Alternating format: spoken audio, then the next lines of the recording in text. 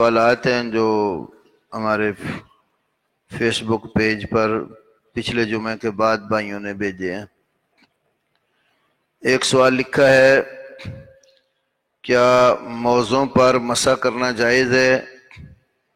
اگر جائز ہے تو جو لوگ کہتے ہیں کہ امام ابو حنیفہ رحمہ اللہ اور ان کے علاوہ جو ائمہ موزوں پر مسح کرتے ہیں وہ موزے اور ہیں، یہ عام سادہ جراب نہیں ہے، وہ جرابیں اور تھیں، اس کے بارے میں وضاحت کریں۔ سائل نے سوال لکھتے وقت اوپر لکھا ہے موزوں پر کیا مسح کرنا جائز ہے، تو لکھتا یہاں جرابوں پر مسح کرنا جائز ہے کہ نہیں۔ تو بات یہ ہے، یہ جو وضو ہے اس کے بغیر نماز قبول نہیں ہوتی۔ تو وضو میں شریعت نے ایک سہولت عطا کی ہے کہ وضو مکمل کرنے کے بعد طہارت کی حالت میں اگر کوئی شخص موزے پہن لیتا ہے یا جرابیں پہن لیتا ہے تو وہ مقیم ہے تو وہ ایک دن اور ایک رات اس پر مسح کر سکتا ہے۔ مسافر ہے تو 3 دن اور 3 راتیں اس کے لیے رخصت ہیں۔ مسح کی مدت جو ہے اس وقت شروع ہوتی ہے جب آپ نے وضو کیا اور اپنی جرابوں یا موزوں پر مسح کیا، اب وہاں سے وہ شروع ہو گیا ہے۔ تو مقیم کے لیے 1 دن رات، مسافر کے لیے 3 دن اور 3 راتیں۔ موزوں پر مسح تو سب کا اتفاق ہے، اس میں کوئی اختلاف نہیں ہے۔ جرابوں پر مسح اس میں اختلاف کیا گیا ہے۔ کچھ علماء نے جرابوں کے لیے کچھ قیود لگا دی کہ جراب موٹی ہونی چاہیے، جراب کی جو اوپر والی سائڈ ہے اس کے اوپر چمڑا لگا ہونا چاہیے، یا پانی اس کے اوپر گرے تو نیچے پاؤں تک نہیں پہنچنا چاہیے۔ یہ علماء کرام کی اپنی باتیں ہیں۔ نبی کریم صلی اللہ علیہ وسلم یا صحابہ کرام رضوان اللہ علیہم اجمعین سے اس طرح کی کوئی قیود اور پابندیاں نہیں لگائی گئیں، اور صحابہ میں یہ بالکل اتفاقی مسئلہ ہے، جرابوں کے اوپر مسح جائز اور درست ہے۔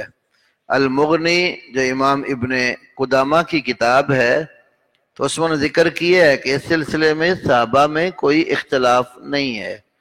کئی صحابہ کا سنن ابی داود میں امام ابو داود نے ذکر فرمایا ہے۔ میں صرف ایک چیز آپ کے سامنے رکھتا ہوں۔ امام ابو بشر محمد بن احمد الدولابی ایک بہت بڑے حنفی عالم گزرے ہیں، تو ان کی ایک کتاب ہے کتاب القناع، تو اپنی کتاب کے اندر انہوں نے ذکر کیا ہے کہ ازرق بن قیس کہتے ہیں کہ میں نے انس بن مالک رضی اللہ تعالیٰ عنہ کو دیکھا، تو انہوں نے اون کی بنی ہوئی جرابوں پر مسح کیا۔ تو میں نے کہا کہ آپ یہ اون کی بنی ہوئی جرابوں پر مسح کر رہے ہیں؟ تو انہوں نے فرمایا ہاں، انہما خفان ولکنہما من صوف، یہ بھی موزے ہی ہیں لیکن یہ صوف اور اون کے بنے ہوئے ہیں۔ تو موزہ یا جراب عربی میں کہتے ہیں لفافۃ الرجل، پاؤں کے اوپر چڑھانے والا جو بھی لفافہ ہو، خواہ وہ موٹا ہو یا باریک ہو، وہ لفافۃ الرجل کو جورب کہتے ہیں۔ تو امام ابو حنیفہ رحمۃ اللہ علیہ پہلے یہ قیود لگاتے تھے، لیکن زندگی کے آخری دنوں میں وہ بیمار ہو گئے، تو اس وقت انہوں نے پھر جرابوں پر مسح کیا۔ تو انہوں نے کہا کہ تم دیکھتے ہو کہ میں نے آج ایسا کام کیا جو پہلے میں نے کبھی نہیں کیا۔ فعلت اليوم شيئا لم اكن افعله، مسحت على الجوربين غیر منعلین، آج میں نے ایسی جرابوں پر مسح کیا ہے جس کے اوپر نال چمڑا جوتے کی طرح بنی ہوئی نہیں ہے۔ یہ امام ترمذی رحمہ اللہ نے ترمذی شریف میں جرابوں پر مسح کا جو باب ہے 99 نمبر حدیث ذکر کی، پھر اس کے تحت امام ابو حنیفہ رحمۃ اللہ علیہ کا یہ عمل نقل کیا۔ دارالعلوم دیوبند کے ایک بہت بڑے مفتی تھے، مفتی مہدی حسن، انہوں نے ایک کتاب لکھی ہے العالی المصنوع، جس کے اندر وہ تمام اقوال درج کیے ہیں یا وہ تمام مسائل درج کیے ہیں جن سے امام ابو حنیفہ رحمۃ اللہ علیہ نے رجوع کر لیا تھا۔ تو ان میں یہ جرابوں پر مسح والا مسئلہ بھی ذکر کیا ہے۔ پہلے وہ صحیح نہیں سمجھتے تھے، پھر انہوں نے اس سے رجوع فرما لیا۔ بہرحال نبی کریم صلی اللہ علیہ وسلم اور صحابہ کرام سے اس کا جواز منقول ہے، کوئی عمل کرنا چاہے تو اس پر عمل کر سکتے، یہ رخصت ہے۔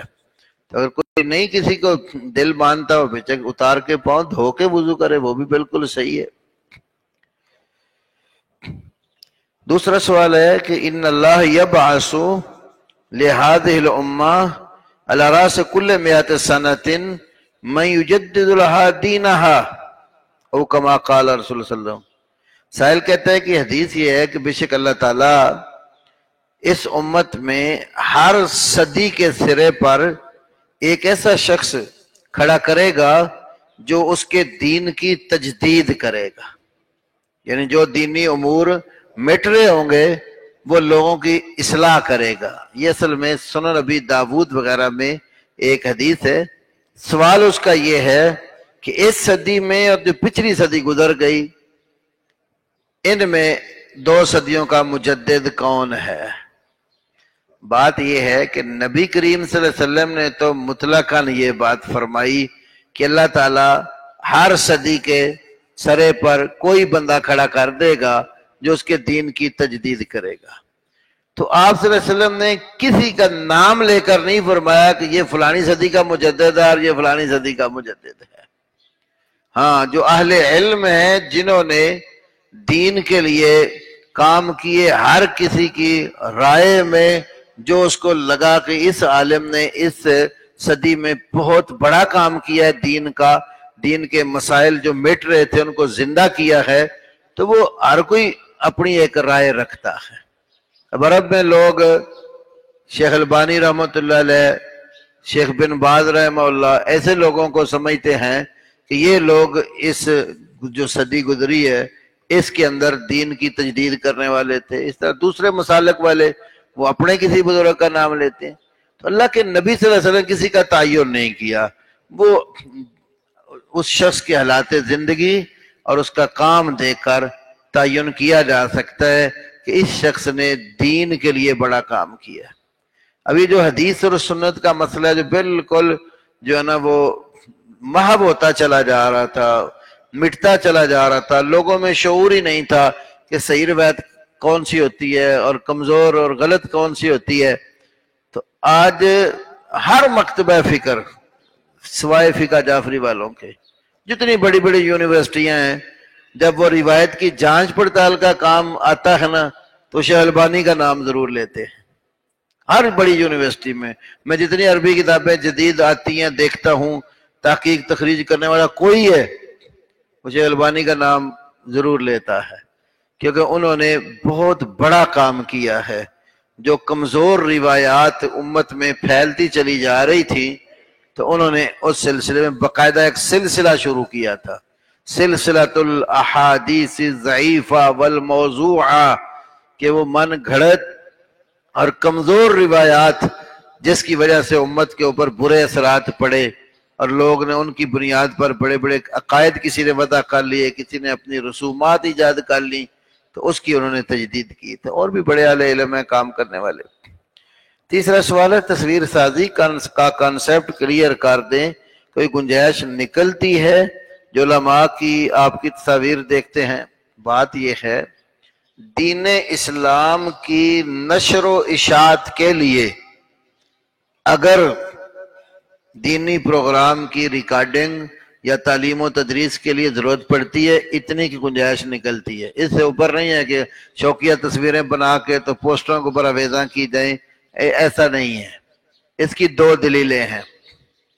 ایک دلیل یہ ہے نسائی شریف میں امام نسائی حدیث لائے ہیں، ابن حجر نے فتح الباری میں ذکر کی، امی عائشہ صدیقہ رضی اللہ تعالی عنہا نے کچھ گڑیاں رکھی ہوئی تھی جن کے ساتھ کھیلتی تھیں، تو ایک دن نبی صلی اللہ علیہ وسلم گھر تشریف لائے تو وہ کھیل کے پردے کے پیچھے رکھ دیتے، ہوا چلی پردہ ہلا تو آپ کی نظر پڑی کہ ایک گھوڑا جو ہے نا وہ بنا ہوا ہے اور ان کھلونوں میں ہے۔ تو آپ صلی اللہ علیہ وسلم نے پوچھا کہ عائشہ یہ کیا ہے؟ تو کہنے لگی یہ گھوڑا ہے۔ تو فرمایا کیا گھوڑے کے پر بھی ہوتے ہیں؟ اس کے پر بنے ہوئے تھے۔ فرمانے لگی سلیمان علیہ السلام کا جو گھوڑا تھا اس کے پر نہیں تھے۔ تو آپ صلی اللہ علیہ وسلم مسکرا پڑے۔ تو نبی صلی اللہ علیہ وسلم اس گھوڑے کو یا اس کو گھر سے نہیں نکالا، اللہ رحمت کا فرشتہ بھی وہاں آتا تھا، وہی والا فرشتہ بھی آپ صلی اللہ علیہ وسلم کے گھر میں عائشہ کے ہاں آتا تھا۔ اس حدیث کو سامنے رکھ کر صحیح مسلم کی شرح میں امام نووی نے بھی لکھا ہے، قاضی ایاز نے اکمال المعلم شرح صحیح مسلم میں ذکر کیا، حافظ ابن حجر اسقلانی نے بخاری کی شرح فتح الباری میں ذکر کی ہے۔ اس سے معلوم ہوتا ہے کہ یہ جو بچیوں کی گھر کے اندر امور خانہ داری کی تربیت ہے نا، تو ان گڑیوں کے ساتھ کھیلنا، گھر بنانا، یہ اس سے ان کی تربیت ہوتی ہے۔ تو اسلام نے ان کی امور خانہ داری کی تربیت کے لیے اس چیز کو برداشت کیا ہے۔ دوسرا واقعہ صحیح بخاری میں ہے کہ جو چھوٹے بچے ہوتے تھے نا جن پر روزہ فرض نہیں ہے، صحابہ کرام اپنے بچوں کو روزے کی عادت ڈالنے کے لیے روزے رکھواتے تھے اور پھر بچوں کو لے کر مسجد آتے تھے۔ جب مسجد آتے تھے نا تو ایک روئی کا گٹھا بھی ان کے پاس ہوتا تھا۔ جب بچہ بھوک کی وجہ سے روتا تو اس کو بجائے اس کے کھانا دے کر روزہ کھلا دیتے، وہ کیا کرتے اس روئی کی جو گٹھی پاس ہوتی تھی تو اس کی گڑیا بنا کر، کھلونا بنا کر وہ اس بچے کو دے دیتے تاکہ وہ اس سے کھیلتا رہے اور اس کا دل جو ہے وہ بہل جائے اور روزہ پورا ہو جائے۔ اس حدیث کو بھی سامنے رکھا گیا ہے کہ بچوں کو دینی طور پر روزے کی عادت ڈالنے کے لیے یہ کھلونا جو ہے لعبہ، گڑیا جس کو ہم اردو میں کہتے ہیں، یہ بھی اسلام نے برداشت کیا۔ لیکن امی عائشہ بھی سجا کے نہیں رکھتی تھی، کھیل کود کے بعد اپنے گھر میں پردے کے پیچھے رکھ دیا تو سجانا نہیں، ان کو اس سے اتنا نکلتا ہے کہ اگر دینی فائدہ ہو سکتا ہو تو پھر آپ اس کی ریکارڈنگ کریں، آڈیو کریں، ویڈیو کریں، دونوں صورتوں میں اتنی کی گنجائش ہے۔ جب شوقیہ تصویریں بنانا شروع کر دیتے ہیں یا علماء کی بھی تصویر اوپر لگی ہو، الیکشنوں میں کتنا بیڑا غرق ہوا، اوپر بڑے بزرگوں کی تصویریں لگی، نیچے عورتوں کی تصویریں لگی ہوئی ہیں، یہ اسلام اس کی قطعی اجازت نہیں دیتا۔ جتنی کو رخصت ہے وہ اس سے اوپر کہیں بھی نہیں ہے۔ یہ آج آ کے صرف 2 احادیث ذخیرہ حدیث میں ملتی ہیں۔ شیخ البانی نے جو کتاب لکھی ہے آداب الزفاف، اس مسئلے باز کرتے یہ دونوں دلیلیں وہاں ذکر کی ہیں۔ تو اسی لیے چونکہ اب ہم مثلا جمعہ پڑھتے ہیں، یہاں 400-500 لوگ ہوتے ہیں، تو یہ خطبہ ہمارا ہزاروں کی تعداد میں لوگ سنتے ہیں، خالی پاکستان میں نہیں، پاکستان سے باہر بھی، مقبوضہ کشمیر میں بھی، اسی طرح امریکہ میں بھی، بڑے بڑے یعنی ملک ہیں جہاں لوگ جس دن ریکارڈ نہ ہو باقاعدہ میسج آنے شروع ہو جاتے ہیں کہ اس دفعہ کا خطبہ کدھر ہے۔ کچھ خواتین جو مسجدوں میں نہیں جاتی وہ گھروں میں بیٹھ کر وعظ و نصیحت سن لیتی ہیں، تو اس کا ایک فائدہ ہوتا ہے، اس حد تک اس کے ہم قائل ہیں، اس سے اوپر نہیں۔ یا پھر یہ ہے کچھ مجبوریاں ہیں آپ کی، مثلا کسی بھی ملک میں آپ نے رہنا ہو، آپ کا ID کارڈ بنے گا، شناختی کارڈ کے لیے آپ کی تصویر لی جائے گی، آپ نے دوسرے ملک جانا ہے، حج کے لیے مثلا آپ جاتے ہیں، عمرے کے لیے جاتے ہیں، حکومتی پابندیاں ہیں، آپ کو اس کے لیے پاسپورٹ بنانا پڑتا ہے۔ اسی طرح جب آپ کسی بھی ایئرپورٹ پر اترتے ہیں تو وہ سیکورٹی کے پیش نظر یا آپ کی تفتیش وغیرہ کرنے کے لیے امیگریشن والے آپ کی تصویر لیتے ہیں، یا اسی طرح سیکورٹی کے لیے بعض جگہ کیمرے لگائے ہوتے ہیں۔ حالات بدل گئے، بہت سارے مسائل ایسے پیدا ہوتے ہیں تو اس کے لیے لوگوں نے سیکورٹی کیمرے لگا دیے تاکہ ایک بندہ بیٹھ کر یا 2-4 جتنے افراد کی ڈیوٹی لگائی ہوتی واچ کرتے رہتے ہیں، دیکھتے رہتے ہیں کون سے کدھر سے کیا چیز آ رہی ہے۔ تو اس طرح کی اگر کوئی مجبوری ہے تو وہ مجبوری ویسے ہی مستثنیٰ ہوتی ہے، وہ بھی بقدر ضرورت۔ جتنی ضرورت ہے اتنی مقدار کی حد تک۔ کتاب و سنت کو منہج سلف پر سمجھنا ہے یا فہم سلف پر، اور ہماری فہم سلف حجت ہے یا منہج سلف؟ بات ہے ایک ہے صحابہ تابعین تبع تابعین کا طریقہ دین کو لینے کا، دنیا میں پھیلانے کا، اور ایک ہے اس دین کو سمجھنا۔ یہ دونوں چیزیں سامنے رکھی جاتی ہیں۔ منہج صحابہ کا، سلف کا، وہ کتاب و سنت ہی تھا، اور کتاب و سنت کے نص کو سمجھنے میں، آیتیں سمجھنے میں، حدیث سمجھنے میں بعض اوقات یہ ہوتا ہے کہ ان کا فہم سب کا ایک جیسا ہوتا ہے۔ تو اگر تو کسی نص کا مفہوم بالکل اتفاقی ہے تو اس کو لیا جاتا ہے، اور جہاں اختلاف ہو جائے پھر دلیل کی پیروی ہوتی ہے۔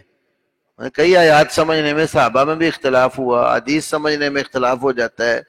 جب اختلاف ہو جائے پھر دیکھا جاتا ہے کہ دونوں گروہوں کے درمیان جو دلیل گردش کر رہی ہے، پختہ دلیل کس کے پاس ہے؟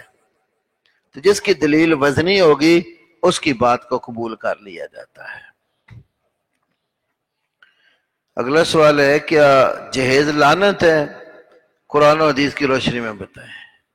یہ تو ایک جملہ ویسے قوم میں مشہور ہو گیا کہ جہیز ایک لعنت ہے۔ یہ لفظ اس مسئلے کے لیے کتاب و سنت میں کہیں نہیں ہے۔ ہاں کچھ رسومات ہیں جو مختلف علاقوں میں مختلف ہوتی ہیں۔ ہمارے ہاں جہیز ایک رسم بن گئی ہے۔ ایک تو یہ ہوتا ہے، بعض اوقات تو یہ ہوتا ہے کہ لڑکے والے مطالبہ کرتے ہیں کہ ہمیں جہیز یہ چیز دینی ہے۔ بعض اوقات یہ ہوتا ہے لڑکے والوں کا مطالبہ نہیں ہوتا، لڑکی والے معاشرے اور ماحول کے ہاتھوں مجبور ہو کر اپنی استطاعت سے بھی بڑھ کر دینے کی کوشش کرتے ہیں۔ اور بعض جگہوں پر ایسے ہوتا ہے کہ لڑکی کو جہیز تو اچھا خاصا بنا دیں گے، لیکن جو وراثت میں اس کا حق بنتا ہے وہ نہیں دیں گے۔ تو اگر کوئی شخص ماحول اور معاشرے کے ہاتھوں مجبور نہ ہو، اپنی استطاعت سے بڑھ کر قرضے اٹھانے والا نہ ہو، کوئی لڑکے والوں کا مطالبہ نہیں ہے، وہ اپنی بیٹی کو اپنی وراثت سے محروم نہیں کرتا، اور شادی کے موقع پر اپنی استطاعت کے مطابق خوشی کے ساتھ چند گھریلو چیزیں استعمال کے اس کو دیتا ہے، تو یہ اسلام میں اتنا جائز ہے، اس کی گنجائش ہے۔ امام نسائی نے جو حدیث کی کتاب لکھی سنن نسائی، کتاب النکاح میں ایک باب باندھا ہے، باب جہاز الرجل ابنتہ، آدمی کا اپنی بیٹی کو سامان دینا۔ تو وہ پھر حضرت علی رضی اللہ تعالیٰ عنہ کی شادی والی حدیث لائے کہ حضرت بی بی فاطمہ کو کچھ ضرورت کی چیزیں نبی صلی اللہ علیہ وسلم نے عطا فرمائی تھیں۔ اب کئی لوگ کہہ دیتے نہیں وہ تو حضرت علی غریب تھے تو اس لیے نبی صلی اللہ علیہ وسلم نے دے دیا۔ بھائی غریب تھے یا نہ تھے اس کا تو ذکر کسی حدیث میں نہیں آیا، نبی صلی اللہ علیہ وسلم اپنی بیٹی کو دیا۔ تو اگر آپ کی ہمت ہے، آپ وراثت جو قانون ہے اسلام کا اس کو بھی نہیں توڑتے، کوئی آپ کو معاشرے کے اندر کی کوئی الجھن، کوئی تان و تشنیع نہیں ہے، اور اسلام کے تقاضے آپ پورے کرتے ہیں، اپنی بیٹی کو آپ کسی وقت بھی کوئی چیز بھی تحفے میں دینا چاہیں تو وہ منع نہیں۔ بس اتنا خیال رکھو، اتنا خیال رکھو کہ کوئی بھی گفٹ اور تحفہ آپ اپنی بیٹی کو دیتے ہیں نا تو وہ پھر باقی اولاد کے لیے بھی اس کا حساب رکھو۔ ہمارے یہاں کیا ہوتا ہے، بیٹے کی شادی ہو نا تھوک کا خرچ کریں گے، اس پر کوئی بھی بات نہیں کرتا، بہو آنے والی ہے اس کے لیے زیورات بھی بنائیں گے، سارا کچھ کریں گے، اور بیٹے کو جائیداد کا وارث بھی بنا جائیں گے۔ بیٹی کا مسئلہ ہو تو پھر یہ سوال پیدا ہو جاتے ہیں۔ حالانکہ جس طرح حسن سلوک کے لیے آپ کا بیٹا ہے اسی طرح ہی اس سلوک کی حقدار آپ کی بیٹی بھی ہے۔ نعمان بن بشیر رضی اللہ عنہ کی صحیح بخاری میں حدیث ہے، ان کے والد نے ان کو ایک غلام دیا، تو ان کی والدہ نے کہا کہ اس کے اوپر نبی صلی اللہ علیہ وسلم کو گواہ بنا لو۔ جب نبی صلی اللہ علیہ وسلم کے پاس مسئلہ آیا تو آپ نے ان کے والد سے پوچھا، نحلت کل ولدک ھذا، کیا تو نے یہ غلام اپنی ساری اولاد کو دیا ہے؟ تو کہنے لگے نہیں۔ فرمایا پھر انی لا اشہد علی جور، میں جور و ستم پر ظلم پر گواہ نہیں بنتا۔ اے دلو بین اولادکم، اپنے اولاد میں عدل اور انصاف کرو۔ اور فتح الباری شرح صحیح بخاری میں اسی حدیث کی شرح میں آپ ابن حجر اسقلانی اور کتب حدیث کے حوالے سے یہ الفاظ بھی لائے کہ آپ نے یہ بھی فرمایا ہے کہ سووا بین اولادکم، اپنے اولاد میں برابری کرو۔ تو زندگی میں اگر تحفے تحائف دیتا ہے، کوئی اچھی چیزیں دیتا ہے جو قیمتی شمار ہوتی ہیں، تو وہ اپنے بیٹے کو جتنا دے اتنا ہی بیٹی کو بھی دے، دونوں میں انصاف کرے، یا کسی کو بھی نہ دے، وراثت پر چھوڑ دے۔ تو وراثت کا اطلاق انسان کی وفات کے بعد جو مال چھوڑ جاتا ہے اس پر ہوتا ہے۔ ایک بندہ نماز پڑھ رہا ہے، اس کے آگے سترہ نہیں ہے، تو اس کی کتنی حد جو ہے آگے بندہ گزر سکتا ہے؟ پہلی بات تو یہ ہے نماز پڑھتے وقت سترے کا خیال کرنا چاہیے، اور اس کے لیے میں نے پہلے بھی ایک دفعہ یہاں بتایا تھا کہ سب سے بہتر صورت ہوتی ہے آپ پہلی صف میں آ جائیں، دو اجر، ایک پہلی صف میں نماز پڑھنے کا، کیونکہ بخاری شریف کی حدیث ہے آپ صلی اللہ علیہ وسلم فرمایا کہ اگر تمہیں پتہ چل جائے کہ اذان دینے میں اور پہلی صف پہ نماز پڑھنے میں کتنا اجر ہے، تو میں اس کثرت سے آپ کو قرآن اندازی کرنی پڑے گی یا جگہ کس کو دینی ہے۔ تو اگر آپ شروع میں اگلی صف میں آ کر بیٹھتے ہیں، آپ کے سامنے دیوار آپ کا سترہ بن جاتی ہے، تو دونوں کام ہو جاتے ہیں۔ پھر جو بعد میں آئے، اگلی صف پوری ہو گئی اور پچھلی صف پہ ان کے پیچھے بیٹھیں گے، اگلے افراد ان کے لیے سترہ بن جاتے ہیں۔ اگر ایسا نہیں کرتا، مثلا بھائی آیا، جیسے وہ بھائی پڑھ رہے پیچھے، ستون کے پیچھے کھڑا ہو جائے، ستون نہیں ہے تو پھر کوئی سترے کا اہتمام کرے، کیونکہ آپ نے فرمایا لا تصلی الا الی سترہ، صحیح ابن خزیمہ میں ہے، سترے کے بغیر نماز نہ پڑھو۔ اور بخاری شریف میں صحابہ جب مسجد میں آتے تھے کانوا یبتدرون الی الاسطوانہ، وہ ستونوں کے پیچھے جلدی جگہ حاصل کرتے تھے تاکہ ستون ان کے لیے سترہ بن جاتا تھا۔ اوسط ابن منذر میں ہے کہ حضرت انس رضی اللہ عنہ مسجد حرام میں آئے تو آگے سترہ گاڑ کے انہوں نے نماز پڑھی۔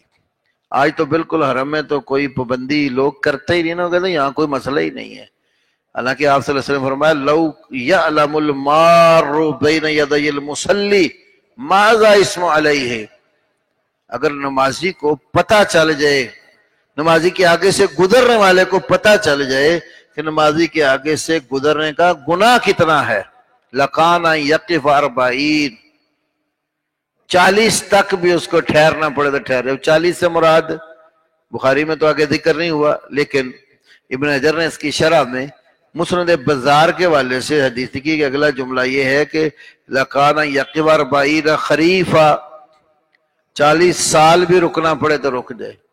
یہ وعید ہے، اتنا گناہ ہوتا ہے۔ اس لیے کہ وہ جب ایک تو سترے کا اہتمام کر نہیں رکھا تو آپ صبر سے کام لے لیں، کوئی لمبا وقت نہیں لگتا کہ کوئی اس نے کوئی گھنٹوں جو نماز شروع ہوتی ہے، تو صبر سے استقامت سے بیٹھے رہنا چاہیے۔ اب عمومی فاصلہ کتنا وہ تو آیا ہے، لیکن یہ نہیں بتایا شریعت نے کہ اگر جو ہے نا وہ اس نے سترہ نہیں رکھا تو آپ 1 صف 2 صف 4 صف آگے سے گزر سکتے ہیں، یہ نہیں بتایا۔ جب نظر آ رہا نماز پڑھا اس کے آگے سے مطلق منع کیا ہے۔ فاصلہ کتنا تھا؟ ایک حدیث میں ہے آپ صلی اللہ علیہ وسلم کے اور سترے کے درمیان 3 ذراع، یہ ذراع درمیانی انگلی سے کونی تک کو کہتے ہیں، 3 ہاتھ جس کو کہتے ہیں نا، تو اگر 3 ہاتھ وہ پھر پاؤں سے شروع کریں نا تو سترے تک 3 ذراع بنتے ہیں، اتنا ہی آپ کا ہاتھ، اتنا ہی آپ کے گھٹنے سے پاؤں تک کا فاصلہ ہے، حتیٰ یا تو گھٹنے ٹیک کے بیٹھے، اتنی جگہ آپ کو آگے سجدے کے لیے چاہیے، پھر سجدے سے اتنا ہی آگے آپ کا سترہ ہو، یہ فاصلہ ہے۔ دوسری حدیث میں ہے کہ بکری کے گزرنے کا جتنا راستہ ہوتا ہے اتنا آپ کے اور سترے کے درمیان فاصلہ تھا، تو اس کا مطلب ہے کہ سجدے والی جگہ سے لے کر سترے تک اتنا فاصلہ ہے کہ اگر جانور بکری چھوٹی گزرتی بھی ہے تو وہ گزر سکتے، کیونکہ آپ کے زمانے میں اس طرح تو مساجد ہوتی نہیں تھی، وہ کچی مسجدیں ہوتی تھی، چھوٹی چھوٹی دیواریں بنائی ہوتی تھی، تو بکریاں وغیرہ بھی آ جاتی تھیں، تو بکریوں کے باڑے میں اسی لیے نماز پڑھنے کی بھی رخصت رکھی شریعت نے، تو یہ اتنا فاصلہ تو حدیث میں آیا ہے، لیکن یہ نہیں بتایا اگر کسی نے سترہ نہیں رکھا تو آپ 2 صفوں سے آگے گزر جاؤ، 3 سے گزر جاؤ، صبر سے کام لے لیں، کیونکہ شریعت میں جو وعید آئی ہے اس کا تقاضا یہ ہے کہ آگے سے مت گزرے۔ ایک اس میں اور سوال یہ اہم ہے، وتر کی دعا کا سنت طریقہ بتاتے ہیں۔ تو اب ابن ماجہ میں حدیث ہے قنوت وتر جب آپ کرتے تھے تو رکوع سے قبل کرتے تھے، تو اس کی صورت یہ بنتی ہے کہ فاتحہ پڑھ کر آگے سورت پڑھ لیں، اس کے بعد دعائے قنوت پڑھیں اور رکوع چلے جائیں۔ اچھا، اب یہ کہ قنوت نازلہ، قنوت نازلہ جو ہے وہ نبی علیہ السلام نے 5 نمازوں میں بھی کی، بعض اوقات جاری نمازوں میں کی، وہ حالات کے مطابق ہوتی۔ کوئی ہنگامی مصیبت آ گئی تو مسلمان نماز میں قنوت کرتے ہیں، وہ آخری رکعت میں رکوع کے بعد اٹھ کر آپ ہاتھ اٹھا کر کرتے تھے۔ وطروں میں اگر قنوت نازلہ کریں وہ رکوع کے بعد ہاتھ اٹھا کر کر سکتے ہیں، کیونکہ وہ قنوت وطر نہیں پھر خالی رہتی، وہ قنوت نازلہ بن جاتی ہے۔ حضرت عمر رضی اللہ عنہ نے جو ابی بن قعب رضی اللہ عنہ کو امام بنایا تھا تو وہ یہ نازلہ والی دعا وطر میں پڑھتے تھے، صحیح ابن خزیمہ میں حدیث ہے، تو رکوع کے بعد پڑھتے تھے۔ اور اگر آپ صرف خالی وطر والی قنوت پڑھیں گے تو اس کا صحیح مسنون طریقہ یہی ہے، آپ رکوع سے پہلے آپ اس کو پڑھیں، فاتحہ سورت پڑھ کر، پھر اس کے بعد قنوت پڑھیں اور رکوع چلے جائیں۔ یہ ابن ماجہ میں حدیث ہے کہ آپ نے رکوع سے پہلے قنوت کی، وطر کی۔ عشاء سے پہلے 4 رکعت سنت کی کیا حیثیت ہے؟ بعض لوگ قیام اللیل سے ایک حدیث بھی پیش، اس سلسلے میں کوئی بھی حدیث نبی کریم صلی اللہ علیہ وسلم سے وارد نہیں ہے۔ آپ سے اتنی حدیث ہے کہ بینا کل اذانین صلاتن، ہر 2 اذانوں کے درمیان نماز ہے۔ اب ایک وہ اذان ہے جو جس کے بعد آپ باہر لوگوں تک پہنچاتے ہیں، دوسری وہ اذان ہے جسے اقامت کہتے ہیں، ہم اس کو بھی اذان کہتے ہیں۔ جو اذان پہلی آپ جس کو عرف عام میں اذان کہتے ہیں وہ لوگوں کو نماز کے وقت کی اطلاع دی جاتی ہے۔ اقامت جب کہتے ہیں تو یہ آئے ہوئے لوگوں کو جماعت کے کھڑے ہونے کی اطلاع کہتے ہیں۔ تو ان دونوں کے درمیان آپ نے فرمایا نماز ہے، تو وہ 2 رکعت 4 رکعت جتنی مسجد میں آپ کو نصیب ہو، ہر نماز کے لیے، خاص عشاء کے لیے فرضوں سے پہلے 4 رکعات، اس کا کہیں کوئی تذکرہ نہیں ہے۔ دارالعلوم دیوبند کے ایک بہت بڑے عالم جن کے نام پر کراچی میں بن نوری ٹاؤن ہے، مولانا یوسف بن نوری، انہوں نے ترمذی شریف کی ایک شرح لکھی ہے معارف السنن، اس کی 4تھی جلد میں لکھتے ہیں کہ ان 4 رکعات کا ذکر کتب فقہ میں تو بہت زیادہ آتا ہے، لیکن میں نے کتب حدیث کو کھنگال مارا ہے تو مجھے کہیں سے بھی اس کی کوئی دلیل نہیں ملی، تو اس کا تذکرہ کسی بھی حدیث کے اندر نہیں ہے۔ باقی اس میں جو سوال آتا ہے نا وہ اگلے جمعے کریں گے، کیونکہ اور بھی لوگوں کے سوال ہیں، یہ ایک ہی بندے کے ہیں، کس کے ہیں۔ عورت عدت پر نہیں بیٹھتی یا عدت پوری نہیں کرتی، اس کے لیے شرعی حکم کیا ہے؟ پہلے تو یہ سمجھو کہ عدت پوری کرنے کا مطلب کیا ہے، عدت کہتے کس کو ہے؟ عدت اس مدت کو کہتے ہیں جو عورت طلاق کے بعد یا خامند کے فوت ہونے کے بعد یا خامند سے خلا لینے کے بعد ایک وقت گزارتی ہے۔ تو مختلف عورتوں کی عدت مختلف ہوتی ہے۔ اگر تو عورت ایسی ہے کہ آدمی نے اس کے ساتھ شادی کی، رخصتی نہیں ہوئی، رخصتی سے پہلے ہی طلاق ہو گئی، ایسی عورت کی کوئی عدت نہیں ہوتی۔ شادی ہو گئی، خاوند اور بیوی آپس میں ملے، میاں بیوی کے حقوق کی ادائیگی ہوئی اور مرد نے بعد میں طلاق دے دی۔ اب یہ عورت اگر اس کو ایام ماہواری صحیح آتے ہیں تو 3 ماہواریاں اس کی عدت ہے، ثلاثۃ قروء۔ اور اگر اس کو ایام ماہواری صحیح نہیں آتے یا عمر تھوڑی تھی ابھی آئے ہی نہیں یا بڑی عمر کی ہو گئی کہ ایام آنا بند ہو گئے، تو سورۃ طلاق میں ان دونوں کی عدت قرآن پاک نے 3 مہینے بتائی ہے۔ اگر طلاق ہو گئی اور عورت کے پیٹ میں بچہ پیدا ہونے والا ہے، حاملہ ہے، تو حاملہ عورت کی عدت بچے کی ولادت تک ہے۔ اگر عورت کا خامند فوت ہو گیا تو اس کی عدت 4 مہینے 10 دن ہے۔ اب خامند فوت ہو گیا اور عورت حاملہ ہے، یہاں 2 عدتیں جمع ہو جاتی ہیں، ایک خامند کے فوت ہونے کی 4 ماہ 10 دن، دوسری حمل کی عدت وضع حمل، یہ مسئلہ اختلافی ہے۔ عبداللہ ابن عباس رضی اللہ تعالی عنہما سے ترمذی شریف میں آتا ہے، ان کے نزدیک دونوں مدتوں میں سے جو آخری والی مدت ہوگی وہ پوری کرنا ہوگی۔ مثلا خامد فوت ہوا، عورت حاملہ تھی، اب 4 ماہ 10 دن سے پہلے بچہ پیدا ہو گیا، ابھی دوسری عدت بعد میں اب چلی گئی، تو وہ عدت 4 ماہ 10 دن پورے کرے گی۔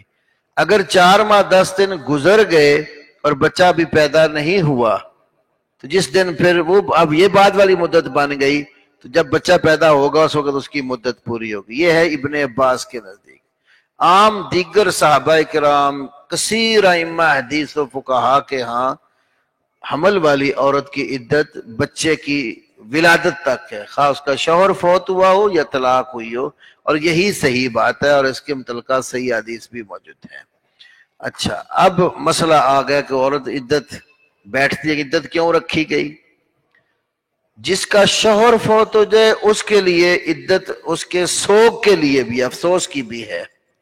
تو جس عورت کا خامد فوت ہو جائے وہ زیب و زینت نہیں کرے گی، نئے کپڑے سلا کر ہار سنگار یہ کام قطعا نہیں کرے گی، اپنا وہی سادہ لباس جو عام گھر میں پہنتی ہے اسی میں رہے گی، اور جس گھر میں خامد کے ساتھ رہتی تھی یا خامد نے جہاں رکھا ہوا تھا اور خامد فوت ہوگا، عدت اسی گھر میں گزارے گی۔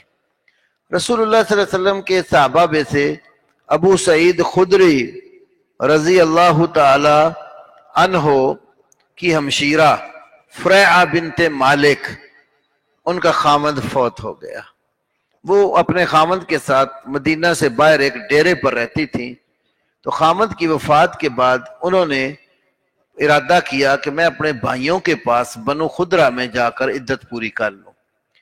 تو رسول اللہ صلی اللہ علیہ وسلم سے اجازت چاہی، پہلے تو آپ نے ہاں کی، لیکن پھر ساتھ ہی بلا کر فرمایا نہیں، کو سی فی بیتک، اپنے گھر کے اندر تو ٹھہری رہے، عدت پوری ہوئی تو پھر بھائیوں کے پاس اپنے قبیلے میں چلے جانا۔ تو خامد فوت ہو جائے تو اس کو تو اسی گھر کے اندر رہنا ہے، بلا ضرورت شرعی گھر سے باہر نہیں نکلے گی۔ ہاں مثلا بیمار ہو گئی ہے، علاج کرنا ہے، دوائی لینے کے لیے ڈاکٹر پر لے جا سکتے ہیں، اور کوئی شدید ایسا مسئلہ بن گیا، لیکن رات باہر نہیں گزارے گی۔ اب ایک وہ عورت ہے جس کو طلاق ہو گئی، طلاق یافتہ عورت، اس کے لیے زیب و زینت ہار سنگار قطعاً منع نہیں ہے، اس کے لیے عدت کے اندر دوسری جگہ نکاح کرنا منع ہے۔ بیوہ کے لیے بھی نکاح بھی منع ہے اور سوگ بھی ہے، لیکن متعلقہ عورت کے لیے زیب و زینت جو ہے وہ کوئی منع نہیں ہے، نہ ہی اس کے لیے کسی دوسری جگہ جانا منع ہے۔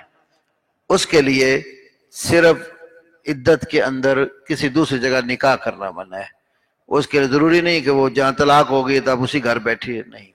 ہاں طلاق رجعی ہیں دو، پہلی ہوئی یا دوسری ہوئی، اس صورت میں عورت کو وہیں رہنا چاہیے جہاں خاوند رہتا ہے، تاکہ صلح کی کوئی شکل پیدا ہو جائے۔ سورۃ طلاق میں فرمایا واسکنوہن من حیث سکنتم من وجدکم، جب عورتوں کو تم طلاق دے دو تو جہاں تم رہتے ہو ان کو بھی وہاں رکھو۔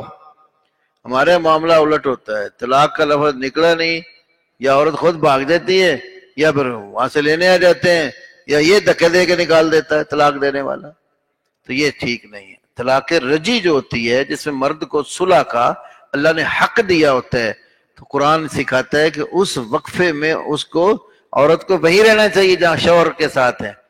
ہو سکتا ہے ایک وجہ سے ناراض ہوا ہے، طلاق دی، اگلے وقفے میں بیوی کو ایسی صورتحال دیکھ لے کہ ان میں رضامندی ہو جائے اور صلح ہو جائے۔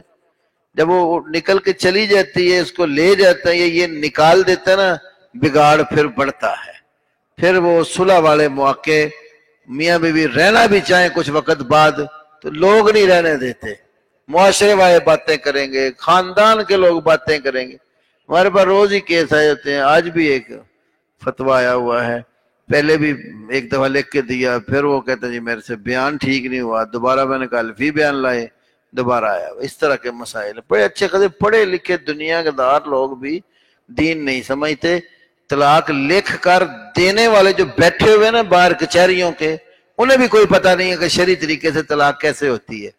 وہ رٹی رٹائی عبارت لکھی ہوتی ہے، یہ بھی جا کر اندھا دھند انگوٹھا لگا دیتا ہے، دستخط کر دیتا ہے، طلاق نامہ تیار ہو گیا، بعد میں پھر پریشان ہوتا ہے، جب اپنے مفتی صاحب کے پاس جاتا ہے وہ کہتا ہے اچھا 3 بار ایک ہی دفعہ کہہ دی ہے، لہذا تینوں ہو گئی ہیں، اب سوائے علالے کے اور کوئی شکل نہیں رہتی، پھر ایسی صورت میں پریشان ہو جاتا ہے، پھر کبھی ادھر جائے گا کبھی ادھر جائے گا۔ تو طریقہ سمجھنا چاہیے کہ اگر بالفرض گزارا نہیں ہو رہا، عورت کے ساتھ نباہ کی کوئی شکل ہی نہیں سمجھتے آپ لوگ، تو جب عورت ایام ماہواری سے پاک ہو جائے آپ اس کے ساتھ ملاپ نہ کریں، اس کو 1 طلاق دے دیں۔ بھئی 1 طلاق دینے سے کام ہو جاتا ہو تو دوسری ضرور دینی ہوتی ہے۔ سیانا بندہ ہے نا، اس کے پاس میگزین میں 3 اگر کارتوس ہے نا تو شکار مارتا ہے، تو 1 کارتوس سے شکار مر جائے تو دوسرا فائر نہیں وہ کرے گا۔